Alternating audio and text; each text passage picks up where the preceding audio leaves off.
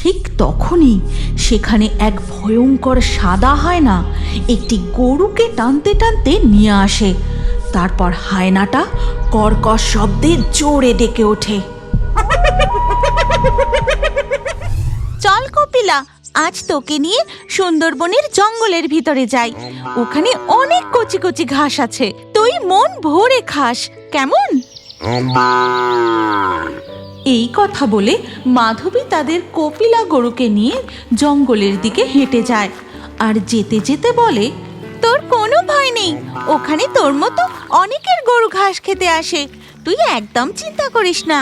ওখানে কোনো বাঘও আসে না, তুই মন ভরে ঘাস খাবি আর আমি ততক্ষণ জঙ্গল থেকে কাঠ কুড়িয়ে নিয়ে আসবো। এই কথা বলতে বলতে মাধবী তার কপিলা গরুকে নিয়ে জঙ্গলের গভীরে এসে পৌঁছায়। তারপর, এ কি, আজ মাত্র এখানে দুটো গরু বাঁধা?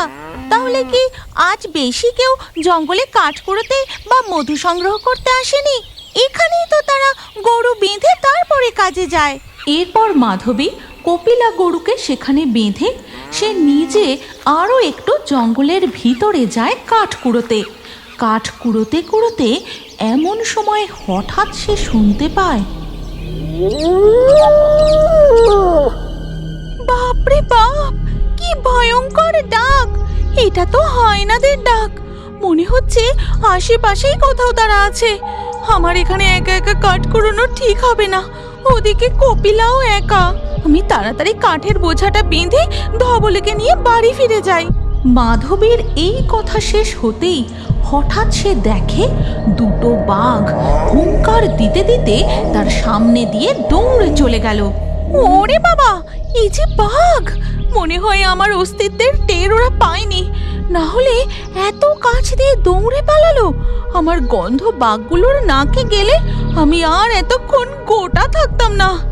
এ কি, আর একটা বাঘ দৌড়তে দৌড়তে যাচ্ছে।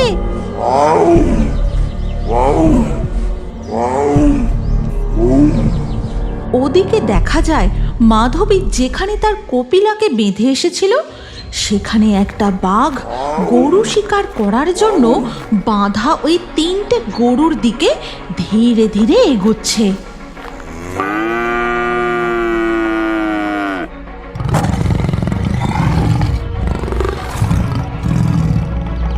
বাঁধা গরুগুলো বাঘটাকে দেখে ভয়ে জোরে জোরে ডাকতে থাকে।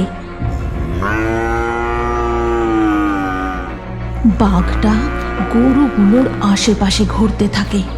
তিনটে গরুর মধ্যে কোনটা ছেড়ে কোনটা সে ধরবে যেন তারই নির্ণয় করছে।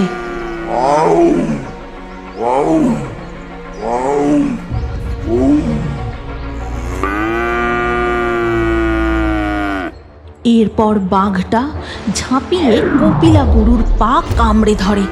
ঠিক তখনই সেখানে আসে এক দানব আকৃতির সাদা হায়না। রয়্যাল বেঙ্গল টাইগার হয়েও ওই হায়নাটাকে দেখে মুখের শিকার ছেড়ে দিয়ে বাঘটা ভয়ে দৌড়ে পালিয়ে যায়। এরপর সাদা হায়নাটা ধীরে ধীরে গরুগুলোর কাছে যায়। তারপর একটা লাল গরুকে ধরে টানতে টানতে জঙ্গলের ভিতরে নিয়ে যায়। আমার কাঠ কুড়োনো শেষ, কাঠের বোঝাটাও বাঁধা হয়ে গেছে। যাই, এবার কপিলাকে নিয়ে তাড়াতাড়ি বাড়ি ফিরে যাই। এই কথা বলে মাধবী তার কপিলা গরুর কাছে যেতেই সে চমকে ওঠে। মাথা থেকে কাঠের বোঝা পড়ে যায়। এ কি রে কপিলা, তোর পায়ে কি হয়েছে? আর একটি গরুই বা কোথায় গেল? বুঝেছি, এখানে নিশ্চয়ই বাঘ এসেছিল। চল কপিলা, এখানে আর এক মুহূর্ত থাকা ঠিক হবে না। কিন্তু এই অবস্থায় এই গরুটাকে এখানে একা রেখে যাওয়াটাও তো ঠিক হবে না। এটা কার গরু? একে এখানে রেখে গেলে যে একেও বাঘে নিয়ে যাবে। মাধবী ওই গরুটারও দড়ি খুলে দেয়। তারপর কপিলাকে ও ওই গরুটাকে নিয়ে তার বাড়ি ফিরে আসে। তখন মাধবীর স্বামীও মাছের হাঁড়ি ও জাল নিয়ে বাড়ি ফিরে আসে। কি গো মাধবী, এটা আবার কাদের গরু বাড়ি নিয়ে এসেছো গো? এ কি, কপিলার পায়ে যে কামড়ের দাগ, কি হয়েছিল গো কপিলার? আমি আজ ওকে নিয়ে জঙ্গলে কাঠ কুড়োতে গিয়েছিলাম। যেখানে সবাই গরু বাঁধে সেখানেই কপিলাকে বেঁধে। মাধবী তার স্বামী গৌতমকে জঙ্গলের পুরো ঘটনাটা খুলে বলে। সব কিছু শুনে গৌতম বলে, গিন্নি, আজ তোমার ভাগ্য খুব ভালো ছিল গো, না হলে আজ তুমি, কপিলা, এই গরু কেউই প্রাণে বেঁচে ফিরে আসতে পারতে না গো। তুমি জানো না সুন্দরবনের জঙ্গলে কার উৎপাত বেড়েছে? জঙ্গলে আবার কিসের উৎপাত শুরু হলো গো? কোনো ডাকাত দল নাকি? তবে বলি শোনো গিন্নি, আজ আমি গিয়েছিলাম কালিন্দির খাঁড়িতে মাছ ধরতে। সেখানে সবাই যেতে সাহস করে না, তাই মাছও ভালো পাওয়া যায়। গৌতম মাধবীকে পুরো ঘটনাটা বলতে থাকে। আজ বেশ অনেকগুলো মাছ পেয়েছি, হাঁড়ি পুরো ভর্তি হয়ে গেছে। যাই একটু এইখানের জঙ্গলের ভেতরটা গিয়ে দেখি, যদি কোনো মৌমাছির চাক থাকে তাহলে মধু ভেঙে বাড়ি নিয়ে যাব। গৌতম নদীর পাড়ে তার নৌকা রেখে জঙ্গলের ভিতরে যায় মধু সংগ্রহের খোঁজে। না, এখানে মৌমাছির একটা চাকও চোখে পড়ছে না। যাই আর একটু ভিতরে গিয়ে দেখি। এই কথা বলে গৌতম জঙ্গলের আরও ভিতরে যায়।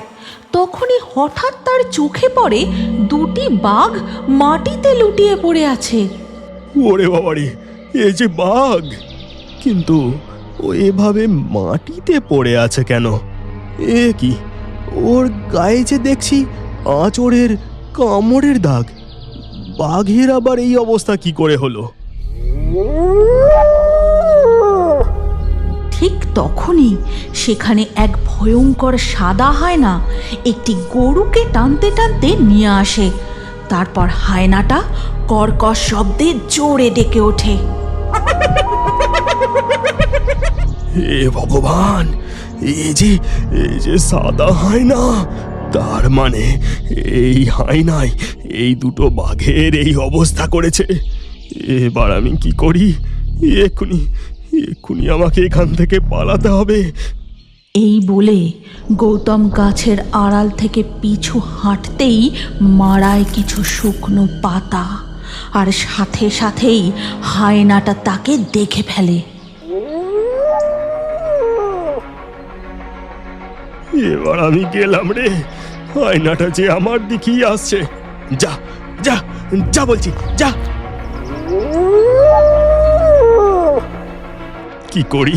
প্রাণে বাঁচতে গেলে কিছু একটা করতেই হবে। ওই তো পেয়েছি, ওই তো গাছের ডালে মৌমাছির চাক। মুহূর্তের মধ্যেই গৌতম একটা পাথর তুলে নিয়ে সোজা ছুঁড়ে দেয় মৌমাছির চাকে, আর মৌমাছিগুলো উড়ে সাদা হায়নাটাকে ঘিরে ধরে। তারপর কি হলো গো? তারপর আমি নৌকা নিয়ে সোজা পৌঁছাই ফরেস্ট অফিসারদের কাছে। সেখানে সাদা হায়নার কথা জানিয়ে কোনো রকম প্রাণ হাতে নিয়ে বাড়ি ফিরে এসেছি গিন্নি। বনু বিবি খুব রক্ষা করেছেন গো। চলো ঘরে চলো। এরপর ধীরে ধীরে রাত হয়ে যায়। গভীর রাতের জ্যোৎস্না আলোয় দেখা যায় ওই সাদা হায়না মাধবীর স্বামীর গন্ধ শুঁকতে শুঁকতে তাদের বাড়ির কাছে চলে এসেছে। তখন কপিলা গরু হায়নাটাকে দেখে জোরে জোরে ডাকতে থাকে।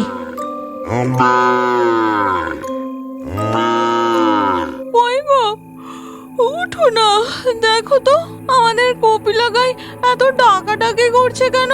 কোনো কি চোর ডাকাত এলো নাকি? হ্যাঁ, তাই তো। যাই গিয়ে দেখে আসি। এই বলে গৌতম দরজা খুলে উঠানে বেরিয়ে দেখে কোথাও কিচ্ছু নেই। তারপর গোয়াল চালার কাছে এগোতেই গরুটা আবার জোরে জোরে ডাকতে শুরু করে। কি হলো রে কপিলা, এই মাঝরাতে তুই এত জোরে জোরে ডাকছিস কেন? হায়নাটা লুকিয়েছিল, এবার পিছন দিক থেকে ধীরে ধীরে গৌতমের দিকে এগোতে থাকে। আর এই দেখে কপিলা। চুপ কর কপিলা, চুপ কর, এত ডাকিস না। তোর খিদে পেয়েছে নাকি? গৌতম বুঝতেও পারে না যে ওই সাদা হায়না তাকে শিকার করার জন্য একদম তার পিছনে চলে এসেছে। কপিলা এত তো ডাকাডাকি করে না, আশপাশটা একটু ভালো করে দেখি তো। এই বলে গৌতম ঘুরতেই দেখে তার সামনে জঙ্গলের ওই দৈত্যাকার সাদা হায়না।